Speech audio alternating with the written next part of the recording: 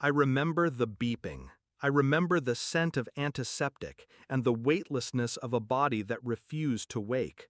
But most of all, I remember his voice. It was a murmur at first, sharp consonants and muffled cruelty, floating through the fog in my mind like acid through silk. God, you look pathetic. I should have pulled the plug when I had the chance. You ruined my life. He didn't know I could hear him, that somewhere beneath the paralysis, I was awake. Eyes closed, muscles dead, but my mind, razor sharp. Every word he whispered when no one else was in the room carved itself into me. He called me a burden, a mistake, a problem he should have left behind years ago. And when he thought I was dying, he laughed. Laughed. That's the moment I stopped wanting to survive and started planning to return. It wasn't just the words, it was the timing. He'd visit only when the nurses changed shifts. His voice was kind when they were around, fake concern dripping like spoiled honey. But once alone, I hope you never wake up. I've got her now. She's everything you're not. Her.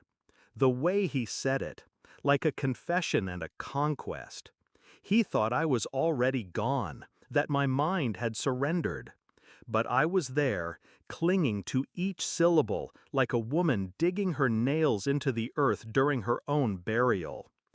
She, young, probably, delicate, naive, not knowing he'd said those same things to me once, when I was still soft enough to believe them. I couldn't speak, couldn't scream, but my soul flared with a clarity I hadn't felt in years.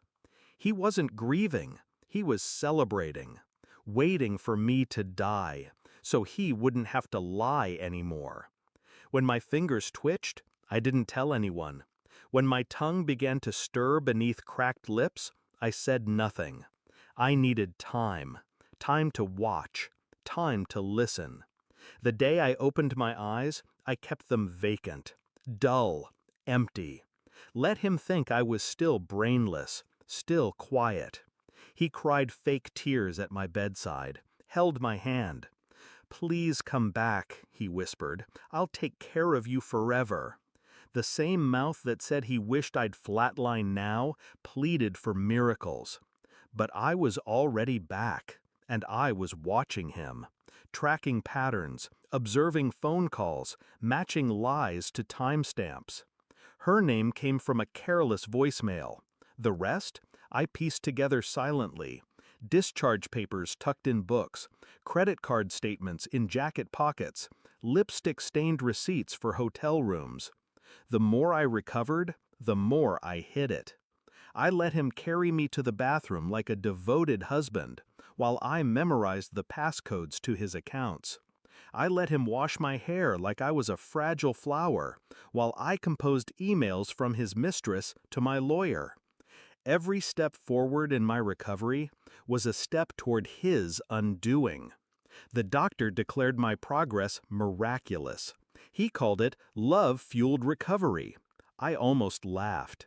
I walked into the living room one morning, unaided, calm. He dropped his coffee mug. You didn't say anything. Why didn't you tell me?" I smiled faintly. "I wanted to see if you'd still come, if you thought I was gone," he stuttered. I placed a thick folder on the table between us. Receipts, recordings, emails, photos of him and her, in our house, in my bed. His face drained like water swirling down a blackened drain. He opened his mouth, but there was nothing left to lie about, so he cried. I just watched him. That night, I cooked his favorite dinner, set the table for two.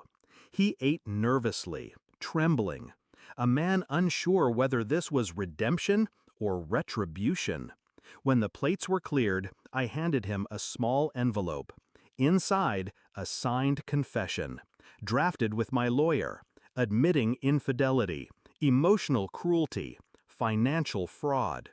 "Sign it," I said, my voice soft but merciless, Or the board sees everything. He begged, bargained, blamed the coma, blamed loneliness. I stared at him like he was a stranger who wandered into my life wearing my husband's skin. You chose to unburden yourself to a corpse, I whispered. But I was never dead, just silent. He signed, with shaking hands. The house was quiet after he left, too quiet. I stood by the window for a long time, watching the night settle. I didn't feel victorious or vengeful. I felt clean, like something dark had been exorcised from inside me. Not just him, but the woman I used to be. The woman who would have forgiven, who would have waited for love to return like a stray dog. No more. I am not that woman anymore. I died in that hospital bed, and the one who woke up, she never needed him to live. Next time you whisper to someone you think can't hear, be sure they're truly gone. And I closed the curtains, forever.